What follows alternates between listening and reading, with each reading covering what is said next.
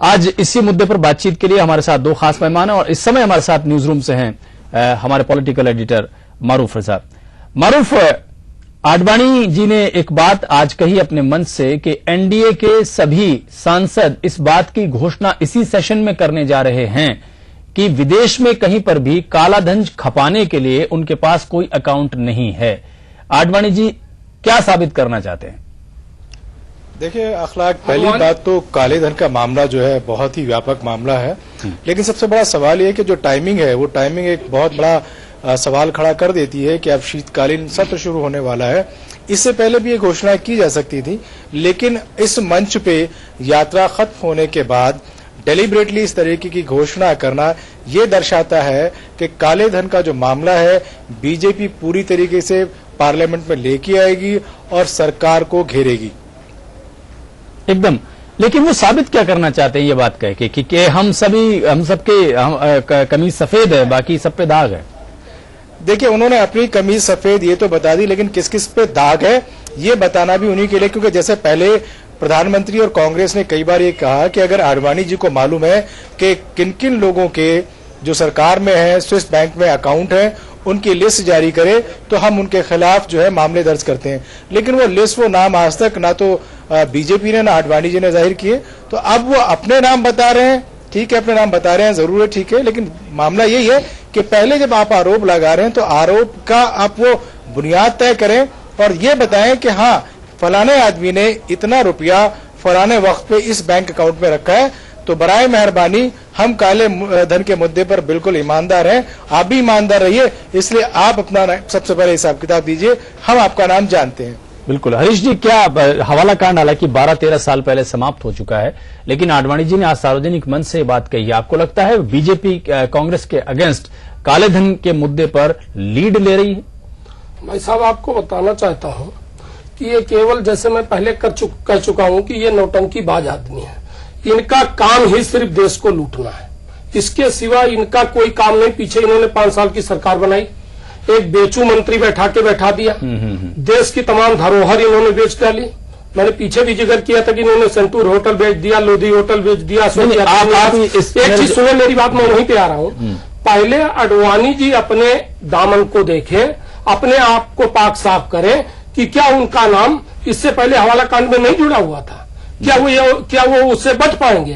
क्या वो रमेश पोखरियाल पर जो लगे आरोप है जिससे उनको सीएम पद से हटाया है, कर्नाटक के मुख्यमंत्री को हटाया है, उससे पहले बचकर दिखाएं, बाद में एफिडेविट दें अपने सारे सांसदों। नहीं, यहाँ तो निजी शुचिता की बात हो रही है ना, जहां तक अपनी जाति पाकीज़गी की बात हो रही है, उसमें आडवाणी जी का ऐसा कहना है। आडवाणी जी केवल एक सपना देख रहे हैं कि मैं देश का प्रधानमंत्री बनूंगा।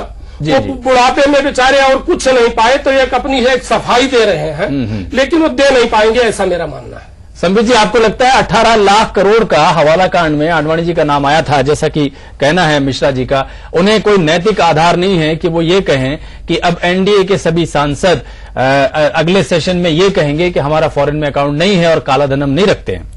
देखिए, मैं आपको याद दिला दूं कि 1996 में जब हवाला कांड में आडवाणी जी का नाम आया था तो तुरंत आडवाणी जी ने नैतिक जिम्मेदारी लेते हुए अपने राजनीतिक कैरियर को ही दांव पे लगाते हुए संसद तक को छोड़ दिया था। लेकिन लाभ के पद के मुद्दे पे सोनिया जी ने भी ऐसा किया। रुकिए, मैं सोनिया जी का विषय अलग है, आपने आडवाणी जी के हवाले मुद्दे जहां आप नैतिक आधार की बात कर रहे हैं, नैतिक आधार पे मुझे कोई सवाल पूछा, मुझे उत्तर दे दीजिए। आपने पूछा कि आडवाणी जी हवाला के कांड में संलिप्त थे तो नैतिक आधार मिश्रा जी कह रहे हैं, आप मिश्रा जी जो भी है, चैनल ने मुझसे पूछा तो मैं उत्तर दे रहा हूं। उत्तर यह है कि 96 में जब हवाला कांड में आडवाणी जी का नाम आया तो नैतिक आधार लेते हुए उन्होंने सक्रिय राजनीति से संन्यास ले लिया, यह कहते हुए कि जब तक कोर्ट से मैं बरी नहीं होऊंगा तब तक मैं चुनाव तक नहीं लड़ूंगा। ये उनकी महानता देखिए। और दूसरी बात, कोर्ट से जब बरी हुए, कोर्ट से जब ये मामला आया कि किसी प्रकार से वो संलिप्त नहीं है, तब जाके उन्होंने लोकसभा में कदम रखा। ये बहुत बड़ा उदाहरण भारतीय राजनीति में है। और जहां भाई साहब कह रहे हैं, मेरे मित्र हरीश जी कह रहे हैं कि भाजपा 5 वर्ष में उसने पूरे देश को लूट लिया और कांग्रेस जो है देश को बना रही है, इस पर किसी बहस की आवश्यकता नहीं है। आज देश की जनता जानती है कौन लूट रहा है और कौन बना रहा है। आप 60 वर्ष से भारतवर्ष पर राज कर रहे हैं कांग्रेस, और 60 वर्ष में आपने भारतवर्ष को कितना खोखला कर दिया है ये जनता जानती है। और 5 वर्ष में वाजपेयी जी की सरकार ने देश को क्या दिया था यह भी जनता जानती है। और तीसरा मुद्दा है भाई साहब, मैं ये क्लियर कर दूं कि यह खराबी नहीं है कि काले धन के मुद्दे को उठाए जाए। यह तो मैं धन्य मानता हूं कि आखिरकार इस देश में किसी पार्टी में यह हिम्मत, किसी व्यक्ति में यह जागरूकता आई तो सही कि इतने बड़े मामले को 2.5 लाख करोड़ रुपए, कोई 1-2 करोड़ रुपए नहीं, 2.5 लाख करोड़ रुपए इस देश का, देश से बाहर है, यदि इसका एक हिस्सा भी देश में आ जाता है, देश का कायाकल्प बदल जाएगा। नहीं, ये जो फिगर आप कोट कर रहे हैं ना, ये भाई साहब प्रधानमंत्री का, जब प्रधानमंत्री थे, उप प्रधानमंत्री की हैसियत से देश में बैठते थे, तो इनके पास ये मुद्दा नहीं था। जो बाहर पैसा था, ये क्यों नहीं ले आए? ये बिल्कुल मुद्दा था, उत्तर दे रहा हूं। ये क्यों नहीं ले आए? सुनो, इनके पास सिर्फ देश के लोगों को, जनमानस को उलझाने के सिवा और कोई रास्ता नहीं है। ना ये देश हित चाहते हैं, ना ये देश का कल्याण चाहते हैं। ये सिर्फ एक ही चीज चाहिए। मिश्रा जी, क्या आप इस बात की तारीफ करेंगे कि एनडीए के सांसदों ने ये स्टैंड तो लिया? शपथ पत्र का मतलब आप समझते हैं ना। अगर 10 रुपए के स्टाम्प पर मैं भी कहीं लिख के दे देता हूं अपने दुकान वाले को, जिससे मैं सामान उधार लेता हूं, कि अगर मैंने 30 नवंबर तक आपका पैसा नहीं चुकाया तो मुझे जेल हो जाए, पुलिस मुझे पकड़ सकती है। आप स्टाम्प पेपर को, शपथ पत्र को हल्के में नहीं ले सकते हैं कि मैंने आपसे वादा किया कि मैं आपका 200 रुपया चुका दूंगा और नहीं चुकाता हूं तो मुझे जेल हो सकती है। बात आप भी समझते हैं। शपथ पत्र आपको लगता है एक बहुत सीरियस स्टेप ले रही है एनडीए, और ये कांग्रेस से लीड है एनडीए की। भाई साहब, एक बात आपको बताऊं जी, इनके आपस में किसी में समझौता ही नहीं है, एक सलाह ही नहीं है। जिस दिन अडवाणी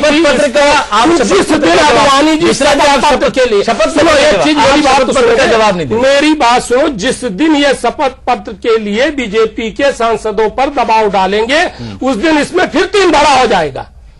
मोदी धड़ा अलग होगा, अडवाणी धड़ा अलग होगा, इनके कई ऐसे धड़े बन जाएंगे। ऐसा कभी कामयाब मिश्रा जी, आप बड़ी भविष्यमूलक बना सकते, आप बड़ी भविष्यमूलक बात कर रहे हैं। मारूफ के पास चलेंगे। मारूफ, लेकिन फिलहाल कैसा लगता है कि एनडीए लीड ले रही है? कम से कम वो नैतिक आधार अपना मजबूत कर रही है। अरे ये तो सिर्फ नौटंकी कर रही है। कहाँ ये सवाल करने दीजिए। मारूफ, क्या ऐसा लगता है कि कम से कम एक नैतिक ग्राउंड तैयार कर रही है ताकि देश की जनता के बीच एनडीए की तरफ से, बीजेपी की तरफ से संदेश जाए कि देखिए हम वो लोग हैं जिनकी कमीज ज्यादा सफेद है और हमारे सामने जो लोग खड़े हैं, जो सरकार है, वो भ्रष्ट है और इनकी कमीज काली है? नहीं, वाकई ये पहल तो बहुत अच्छी है, और अगर हम किसी के ऊपर उंगली उठाते हैं तो पहले हमें अपना दामन जो है पाक साफ करना होगा। और इसी दिशा में ये जो कदम है, ये जो बात कही है, बहुत बड़ी बात की है। अब ये चुनौती है कांग्रेस और यूपीए के सामने कि वो इसके जवाब में क्या करने जा रही है। क्या वो अपने मंत्रियों की या उन लोगों की जो एकदम 4 से 400 करोड़ हो गए, 4000 करोड़ हो गए, वो भी इस तरीके की कोई बात शुरू करेगी? और अगर नहीं करेगी तो अखलाक पहले ही शीतकालीन सत्र से पहले बहुत सारा धमाका और बारूद जो है बीजेपी और एनडीए ने इकट्ठा कर रखा है, उसमें ये एक और जबरदस्त होगा कि वहां पर पहुंचकर बीजेपी जो है इस पूरे के पूरे पुलिंदों को सामने रख देगी, और कांग्रेस और यूपीए क्या जवाब देगी ये उसे शीतकालीन सत्र से पहले ही तय कर लेना होगा, वरना शीतकालीन सत्र में उसकी गर्माहट इतनी होगी कि उसको बर्दाश्त करना कांग्रेस और यूपीए के बस का नहीं होगा। पात्रा जी, बहुत संक्षेप में आपसे जानना चाहते हैं कि सेशन में जैसे ही एनडीए का मुंह सामने आएगा, क्या रैली आडवाणी जी की रथ यात्रा प्लस दिल्ली की रैली प्लस एनडीए के सांसदों की तरफ से घोषणा पत्र, क्या देश में अगले 5 राज्यों में होने वाले विधानसभा चुनाव के लिए बीजेपी के पक्ष में, एनडीए के पक्ष में माहौल बनेगा? मैं तो कहूंगा कि ये पक्ष बन चुका है। बनने का विषय तो अलग है, बन चुका है। इस जनचेतना यात्रा ने पूरे देश में जनता को जागरूक किया है और कांग्रेस के भ्रष्ट नीतियों के खिलाफ जनता में आक्रोश है। और जिस प्रकार से आज आडवाणी जी ने रामलीला मैदान से ये ऐलान किया है कि हम सब अपने दामन की सफेदी को दिखाएं ताकि दूसरी तरफ जो काले बादल मंडरा रहे हैं उसको जनता सही तरह से देख सके, यह एक बहुत उचित कदम है। 1 मिनट का समय और लेते हुए, आधे मिनट का समय लेते हुए मैं उत्तर देना चाहूंगा अपने कांग्रेस के मित्र को कि उन्होंने कहा था कि उप प्रधानमंत्री के जब कुर्सी पे बैठे थे लालकृष्ण आडवाणी जी, तो उन्होंने क्यों नहीं ये काला धन वापस लाया, उस समय क्यों नहीं मुहिम छेड़ा? तो उसका उत्तर यह है कि उस समय इस प्रकार का कोई समझौता हमारे देश और स्विट्जरलैंड व अन्य बैंकों के साथ नहीं था। जब समझौता हुआ कि हम अपने धन को वापस ला सकते हैं, तो कई अन्य देश जैसे जर्मनी, अमेरिका, फ्रांस इत्यादि ने स्विट्जरलैंड व अन्य विदेशी, जिनको हम कहते हैं टैक्स हेवन्स, वहां से टैक्स को वापस लिया। भारत को यह समझौता में हस्ताक्षर करने में देरी क्यों और अपने धन को वापस लाने में देरी क्यों?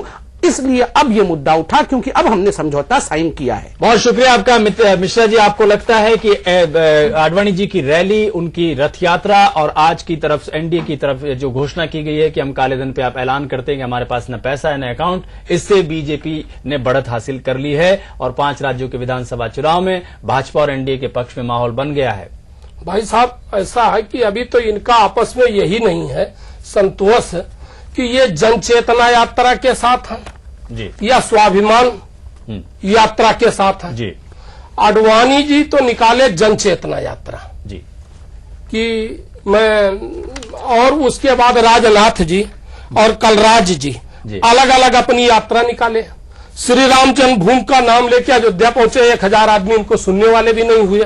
मैं आपसे भाई साहब कहना चाहता हूं कि 11 अक्टूबर को इन्होंने जन चेतना यात्रा नहीं, वो ठीक है, बिहार से शुरू की, वो ठीक है। अभी इतनी होमवर्क करने के बाद में 5 राज्यों के विधानसभा चुनाव क्या भाजपा के पक्ष में जा रहे हैं या नहीं? नहीं, बिल्कुल कोई। बहुत शुक्रिया आपका। रजनीश, बहुत संक्षिप्त में बताइएगा कि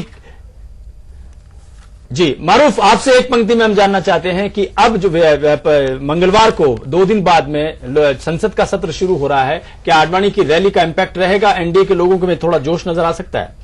नहीं, बिल्कुल जोश का काम किया है और ये बिल्कुल ऐसे ही है कि आपने जाने से पहले एक टॉनिक ले लिया हो और टॉनिक पी के जब जो आपके अंदर ताकत और स्फूर्ति आएगी वो जरूर देखने को मिलेगी, चाहे वो शुरू के 2-4 दिन में ही रहे। बहुत शुक्रिया आप सभी का और वक्त निकालने के लिए बहुत बहुत धन्यवाद। अभी हम ब्रेक लेंगे, ब्रेक के बाद आप देखेंगे हमारे सहयोगी हिमांशु प्रियदर्शी का एक खास इंटरव्यू। नमस्कार।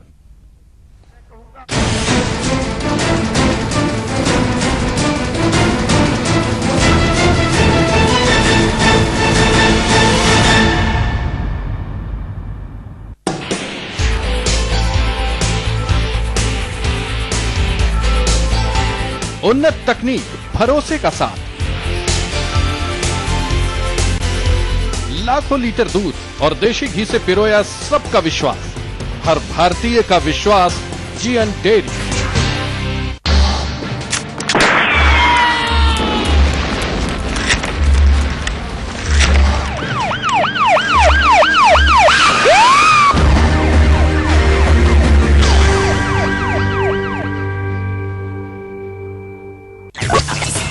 जीएनएन न्यूज देखने के लिए डिश टीवी उपभोक्ता ट्यून करें चैनल नंबर 566, एमटीएनएल उपभोक्ता ट्यून करें 77 और मोबाइल यूजर जीएनएन न्यूज देखने के लिए लॉगिन करें www.gnnnews.tv/mobile। जीएनएन न्यूज, सिर्फ खबर।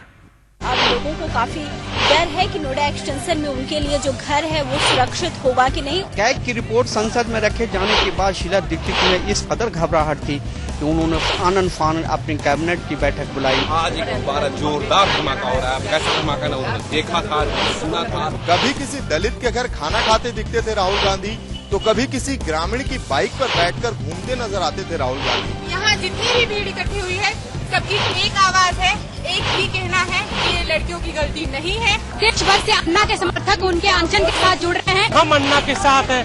सरकार जब तक भ्रष्ट रहेगी, सरकार तो भ्रष्टाचार करती रहेगी। एक डिस्टर्ब सिटी में, एक तथाकथित डिस्टर्ब शहर में आने वाला देश का पहला चैनल है जीएनएन। जीएनएन न्यूज, सिर्फ खबर।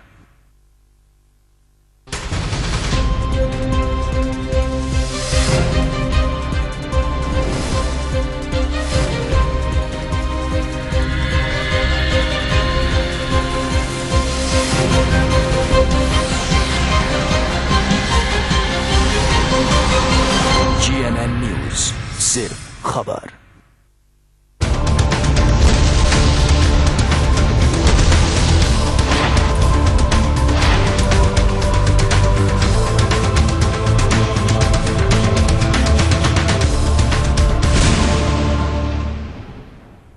नमस्कार, जीएनएन न्यूज में आपका स्वागत है। मैं हूं हिमांशु प्रियदर्शी और आज हम छत्तीसगढ़ की राजधानी रायपुर में हैं। हमारे साथ जो शख्सियत मौजूद हैं, भारत की राजनीति में उनका नाम अनजाना नहीं है और अगर बात करें छत्तीसगढ़ कांग्रेस की तो बिना इनके कांग्रेस पार्टी की बात ही बेमानी नजर आती है। बिल्कुल ठीक समझे, हम बात कर रहे हैं अजीत जोगी जी की, जो हमारे साथ मौजूद हैं। अजीत जी, बहुत बहुत स्वागत है आपका जीएनएन न्यूज में। हिमांशु जी, जोगी जी, बात करते हैं अगर हम 3 साल आपने यहाँ की मुख्यमंत्री के पद पर बिताए, उससे पहले आप केंद्र में थे और अब 8 साल से आप विपक्ष में हैं। क्या फर्क महसूस करते हैं 3 साल का आपका राज और 8 साल का बीजेपी का राज, और आगे आने वाले 2 साल और भी हैं उनके राज के? क्या फर्क महसूस करते हैं? अगर 1 से 10 का स्केल हम माने तो आप रमन सिंह की सरकार को कहां खड़ा करेंगे? मैं तो उनको 1 से भी नीचे खड़ा करूंगा, 0 और 1 के बीच में।